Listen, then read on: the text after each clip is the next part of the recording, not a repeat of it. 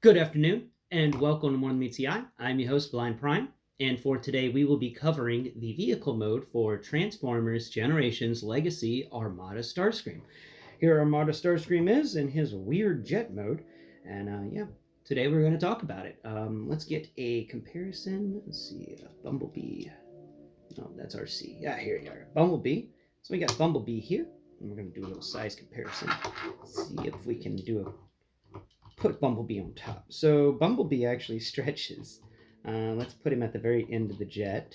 So his bumper's there, and then his front bumper will actually go from the back of the jet all the way to where the head of Starscream, just on the other side of where the head of Starscream folds into the top of the jet. Pretty cool. Do it on the bottom. Boom. We can put the jet on there. Can it bounce? Can we balance the jet? Can we balance the jet? Boom. Yes, we can. Awesome. And I knocked something over. Oh well. Yeah. Here's a nice little size comparison of Bumblebee and Starscream. Bumblebee, of course, from the Earthrise line. Let's set Bumblebee down. And so Starscream here, he comes with two swords. And these swords can be put under his wings and little siege ports. He's got one siege port under each wing. And then they just fit in and just kind of hang out. So there's nothing to really put them into. It looks a little goofy since they're not matching swords. Like if they were matching swords, if he came with two swords that were like the wing sword and then the Star Saber, that would be really cool. So that the Star Saber, but I'm a guy of balance, so it's an unbalanced transformer right now because of that. But we'll take off the swords. We don't need them as part of this review, so we'll just take both of them off. Siege port wise on this character, we've got 1, 2, and then we've got 1, 2, and 3, counting that one underneath his nose, and then 4 and 5 counting the guns that fold up. But that's it. Only 5 siege ports. Not a lot. They keep making less and less siege ports. I swear. So let's talk about the design of this. This is a weird one. As jets go, it's like they mixed a couple of jets together. He's got the little winglets on either side of the cockpit at the very front because his nose is very long. The jet nose is very long, and it's got these little winglets on either side of it. And those remind me of, well, I don't know what they remind me of. Oh, I'm drawing a blank, but I've seen some aircraft that have these, but it's not aircraft like an F-16 jet or an F-18 or something like that. These are more on lines of spy planes and stuff, having these to stabilize them in that high altitude stuff. So that's neat. He's got the little winglets on either side. Now, he's got the basic plane shape. Everything about him is kind of normal plane, just a little squished in the sense of you would think the wings would be a little bit longer, and the fuselage actually is about the right size for a plane. But then you come down here to the back end, and this is where it gets weird. Where a plane normally has the two little wings that stick up on either side of the engines or in the tail. It's got those top dorsal wings, and then it's got two little wings off on either side for stabilizing. He doesn't have the dorsal wings. He just has the two stabilizing wings, but no wing on the top, and that's just weird. But and I'm trying to rack my brain, remember if that's how he was in the TV show. But honestly, it's been so long, I can't remember. I'm thinking that must be how he was in the TV show, but it's just weird. Definitely like a sci-fi plane thing. Um, it's an odd thing, but I wanted to point it out so that, if you can't see the plane, it doesn't have any fins on the top of it. It's very weird like that. So that's that unique thing about this plane. Otherwise, it's pretty cool. It's no landing gear, sadly. I do hate it when they don't give us any landing gear for these planes. And sadly, some of the stuff for this plane mode doesn't actually like click into place very well. So it does get a little floppy. Like if you were to drop this, it untransform itself into some chunks. So, well, let's go from the nose cone and go all the way back to the plane now that I've focused on the weird things. So yeah, the nose is pretty decent. We've got some nice texture there of smooth, plain stuff. The little winglets on either side are sculpted to have little wing panels in them. very, very light sculpting with that, but it's still there. The cockpit is sculpted very nicely. It's a little smaller than the other cockpits we've seen, which is a bit weird. It seems like it should be a little bit larger, but it's okay.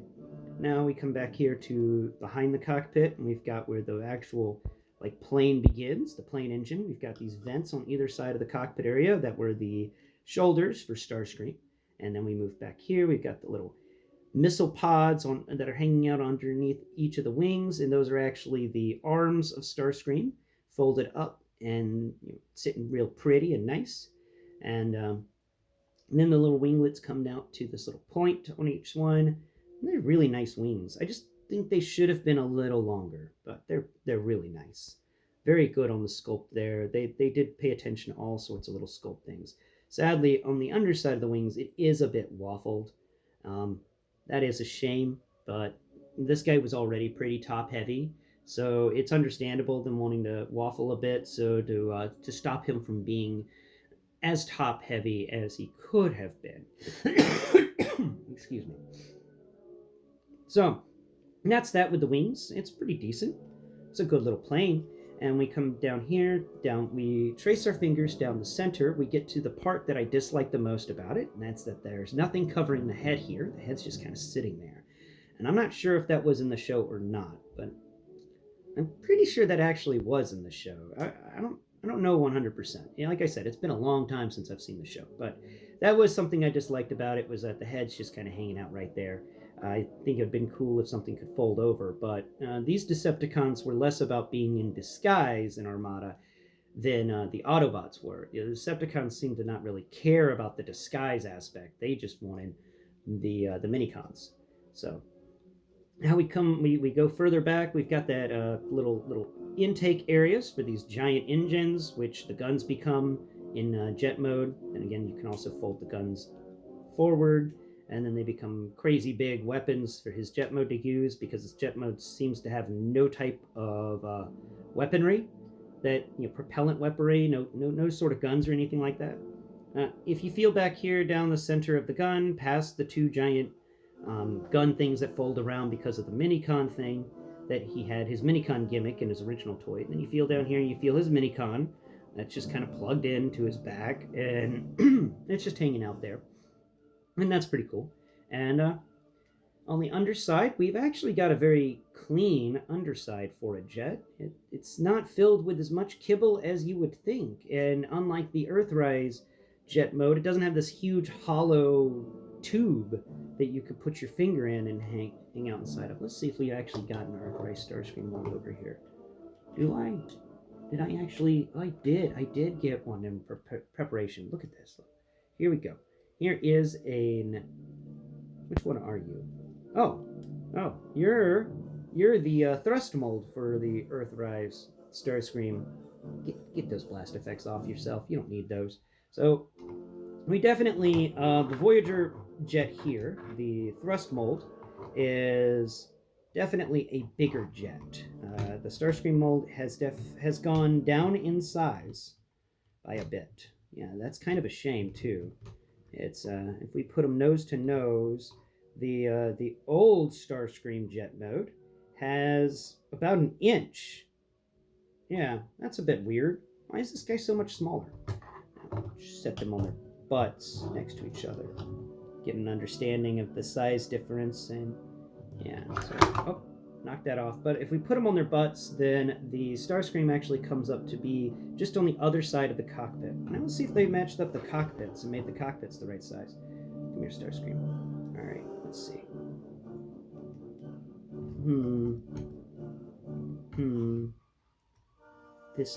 The cockpit on the Starscream is slightly smaller. Yeah, it's not as wide as the cockpit on the Sandstorm. That's what this guy's name is. It's not like the cockpit on Sandstorm. I couldn't get a hold of Thrust or any of the other Coneheads, so I did find Sandstorm on sale, which I immediately got. But yeah, I did want Thrust in the Coneheads, but sadly, just not within my budget. Anyway, we'll set Sandstorm off to the side. as the better jet mode of the two, even on the underside. Though his underside does have a bit more kibble, and like I said, there's that giant hole in the center. The underside of this Starscream is a lot better. Um, but yeah, guys, that's Starscream for you. He's a decent little plane. He's got some weight to him. He's got some heft to him. He's not as large as the Earthrise jet formers, the Earthrise Seekers, but he's at a decent size. And I definitely will be picking up the his blue counterpart. Oh man, I'm drawing a blank on that name today too. Good grief! Today is just not a good name day for me, I swear. But thank you for watching today's video. I know it really hasn't been much me just talking about this Armada vehicle, but yeah, it's a decent vehicle mode, and I'm pretty sure because of the way the underside is, and that there's just not as much kibble as there could be on the underside. They did do a good job of trying to fold everything away and make everything robot-like, also jet-like. So this will look good on a flight stand, hanging out in your room or something. You can set it up so it looks down from the top or set it up from the bottom. Either way, I think this guy is a decent transformer, however you display him. Thank you for watching today's video, and please tune in next Prime. Next week, we're going to be covering Bazooka. Well, I found a Tiger Force Bazooka. I know, OMG. There was actually a Tiger Force Bazooka at Target, and then my roommate was looking at it, and he goes, "Hey, this is blue and orange." And I go, "What? Blue and orange?" Just so you know, my followers and my friends here on YouTube, I am a college football fan, but only for two teams, and not really that much anymore. Not as much as I was when I was in college, but still, my two teams of choice are, of course, the Auburn Tigers and the University of Florida Gators. And both of those teams happen to do orange and blue. The Auburn Tigers is orange on blue, and the UF is blue on orange, I think. Or it's the other way around. Either way, they're both orange and blue, so cool. It just so happens my favorite teams have the same colors, so buying clothing for a football match is a lot easier for me because I have two teams, and I just change around the colors. It works out pretty well. So I'm excited to bring you a guy wearing a college football jersey, also carrying around a giant bazooka. I think that's just the most American G.I. Joe they've ever come across. And even better, he's got a helmet. Oh my God, he's got a helmet. That makes 3 Joes now that have helmets. Breaker that I have, Heavy Artillery Roadblock, and now Tiger Force Bazooka. They all have helmets, and amazing that they do. Everybody else doesn't seem to have any, and it bothers me. I'm like, you're in a war zone, man. Wear a helmet. Jeez. Thanks for watching today's episode, and please tune into my channel next week. We will be covering Bazooka and Breakdown. Yeah, it's going to be a BB week. Ooh. And then we'll cover Menasor after that. Until next time, bye-bye for now.